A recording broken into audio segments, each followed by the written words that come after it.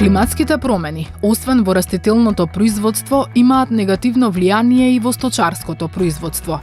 Од летните горештини, стоката претрпува топлотен стрес и приспособувајќи се, таа помалку се храни, поради што и опаѓаат посакуваните производни резултати.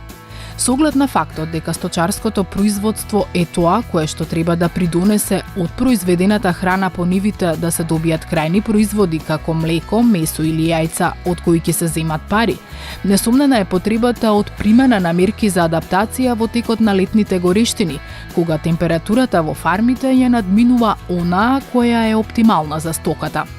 Мрежата за рурален развој на Република Македонија, која го спроведува проектот на УСАИД за адаптација на земјоделството кон климатските промени, во соработка со професори од Факултетот за земјоделски науки и храна, примени адаптивни мерки кои се ефтини, а ефикасни во намалување на негативното влијание на климатските промени во сточарството.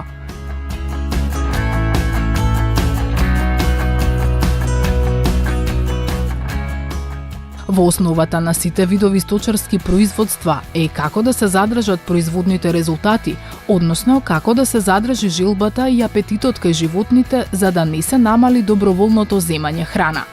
Во исхраната најважен е квалитетот на тоа што се дава и техниките кога и во колкави количества храна да се даде. Најдобра температура за кравите е 27 целзиусови степени. Над оваа температура, на секој степен плюс, се намалува за 2% апетитот за доброволно земање храна. Ова значи дека во време на топлотните бранови, ако дојде до температура од 37 целзиусови степени во шталата, тогаш 20% е намалено земањето храна, што се одразува директно со помала количина на млеко или послаб прираст во месо кај оние што се чуваат за тов.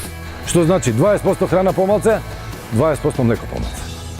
Значи ако дава една фарма 25, можно е да падне на 20 литри и паѓале.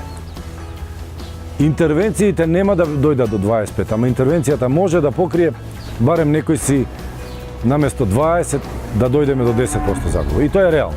Ако просекот на една крава е 25 литри на ден, во летниот период поради високите температури, млекодајноста паѓа на 20 литри. Тоа се 5 литри помалку на ден, само од една крава. Ако потрае жештината еден месец, тоа се 150 литри помалку. Пресметано по 20 денари за литар, колку што е откупната цена на млекото, тоа се 50 евра загуба од грло, што на фарма со 10 грла е загуба од 500 евра месечно. Со примената на адаптивните мерки, со исхрана и техники на давање на храна, загубите наместо 20% може да се сведат до 10%, што е прифатливо. Како да се дојде до ова посакувано спречување на загубите? Две мерки се поврзани со исхраната.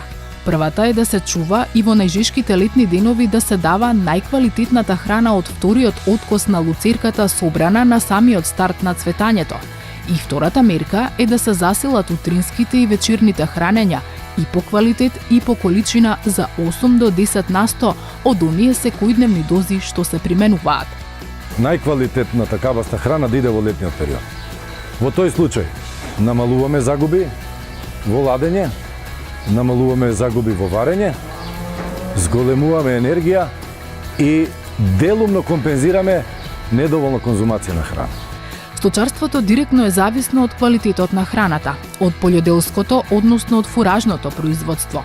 Храната произведена во наши климатски услови е со добар квалитет, но има една негативна карактеристика. Топлотните бранови влијаат врз квалитетот на добиточната храна, на тој начин што во растенијето се зголемува процентот на суровото влакно или народски кажано се зголемува целулозата. Само зголемениот процент на целулоза поради жештините дополнително ги намалува од 2 до 4% очекуваните производни резултати. На тој начин, зголемувајќи сурово влакно, нашите животни имаат малку поголем проблем со својата терморегулација, зашто кога се вари суровото влакно, обавезно се ослободува енергија, бидејќи се зголемува температура во желудникот и преджелуците кај преживарите, па зголемувајќи температура од варењето, животното вклучува терморегулационен систем за да се разлади. Значи, ем троши повеќе енергија за варење, ем троши повеќе енергија за разладување. И автоматски дури се случува да можат и да слабеат у текот на летото. Бидејќи некоја и троши од својата енергија за да се разбуди. Животните поднесуваат топлина и летни гориштини, но ги намалуваат производните резултати. Само 3 дена последователно се доволни за да почнат проблемите. Треба да се форсира највкусната храна да се даде, зашто апетитот кај животните се движи помеѓу 20 и 30 минути. Што ќе изеде за тие 20-30 минути? Настанува еден период на ситост, па потоа пак се активираат нормално физиолошките механизми, па повторно настапува период на глад.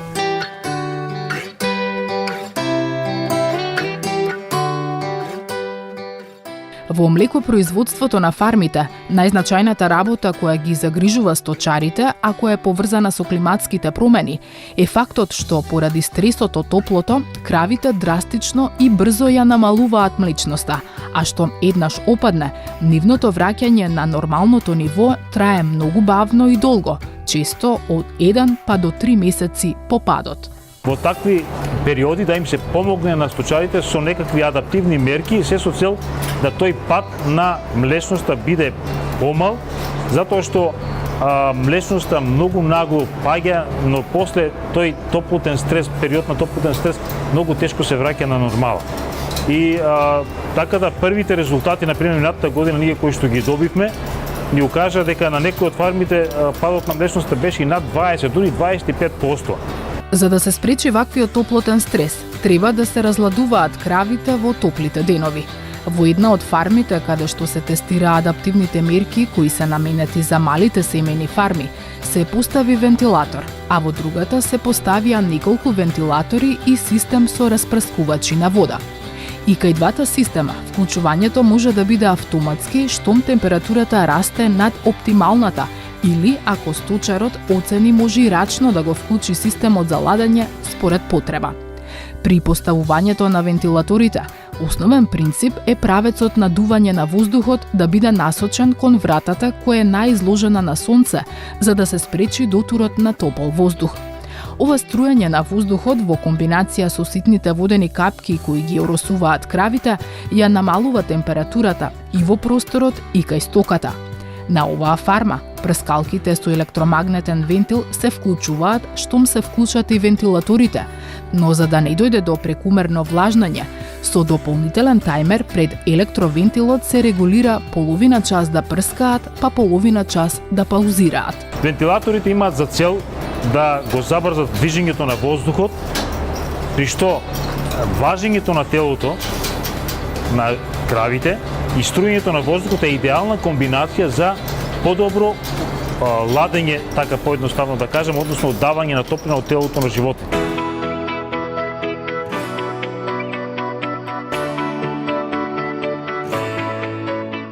И адаптивните мерки во живинарството главно се фокусирани на намалување на температурата во фармата и корекции во храната која се дава, за да не опадне бројот на произведените конзумни јајца и што помалку да има кршливи јајца кои се честа појава при топлотните бранови. Во услови на зголемена температура над 30 степени, почнуваат засилено да дишат, односно да дактаат или брефтаат. Тоа значи дека при ова брефтање или дактање, кокошките испуштаат зголемено ниво на CO2, кое што пак е потребно после во еден физиолошки и реверзибилен процес во плуќата, преку ензим карбоанхидраза да се оформи бикарбонатниот ион, кој што во други физиолошки механизми учествува заедно со калциумот во формирањето на јајцето, односно во лушпата на јајцето. Една од карактеристиките кај живинарското производство е што под дејство на неповолните климатски услови, лушпата на јајцата станува потенка и тие се покршливи, предизвикувајќи загуби и негативни финансиски ефекти за фармата. При анализа на кршливоста и квалитетот во лабораториски услови, јасно се гледа дека јајцата произведени пред почетокот на летните гориштини ја имаат постакуваната цврстина и квалитет, додека оние произведени во време на летни гориштини се многу полесно кршливи и со послаб квалитет. Значи и кај бройлерите и кај јајценосната живина принципот и биохемиските процеси се исти, Како што реков, може да се делува на два начина. Едниот начин е да се обезбедат услови кои што се во рамките на таа термонеутрална зона, што значи при високи надворешни температури над 30-32 степени, да се обезбеди во објектот температурата да не надминува над 27-8 степени. Производните резултати и кај бройлерското производство се намалуваат и смртноста расте ако не се разлади со вентилација објектот каде што се чуваат малите пилиња.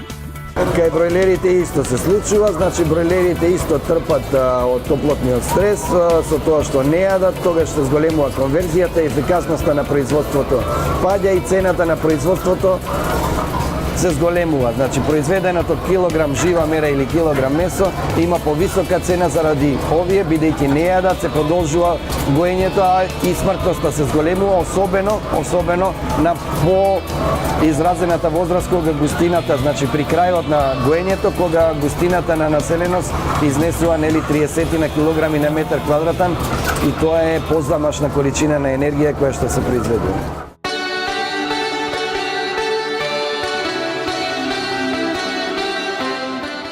Сериозни проблеми од топлотните горештини има и во свињарството.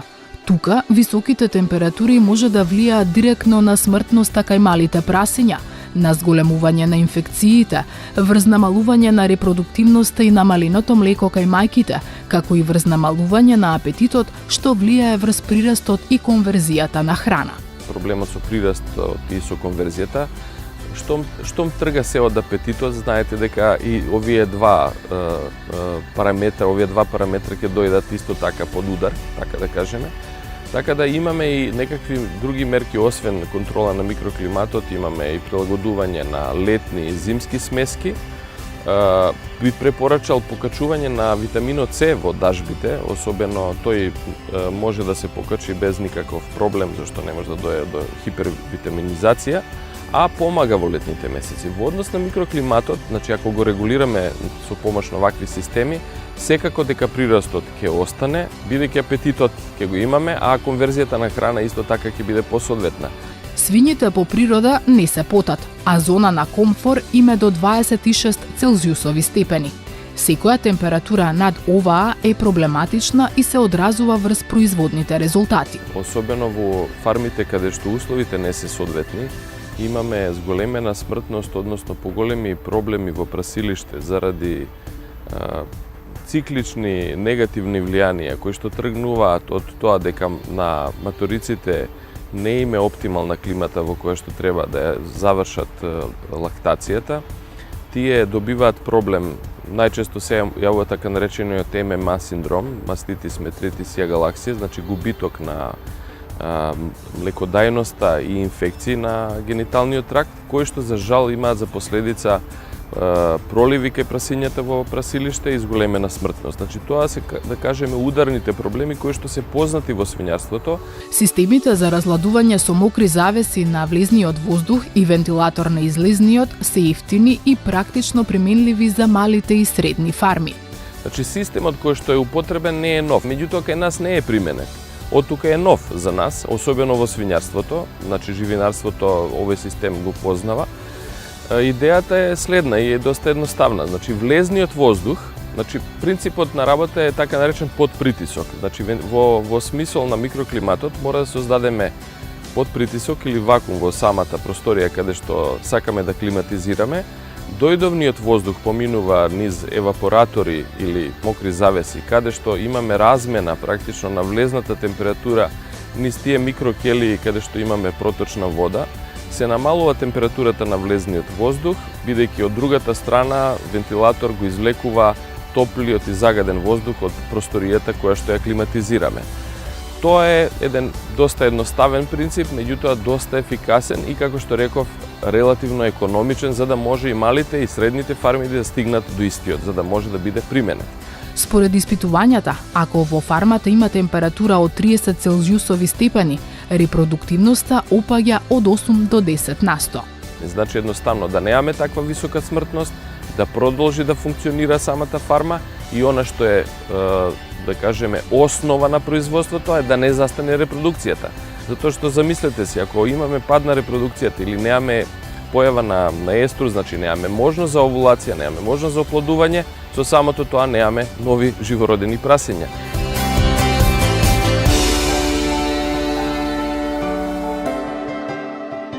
Сите адаптивни мерки во сточарството кон климатските промени имаат крајна цел да се оладат животните, да се чувствуваат свежо и да се хранат нормално, за на крај производството да тече според планираната динамика.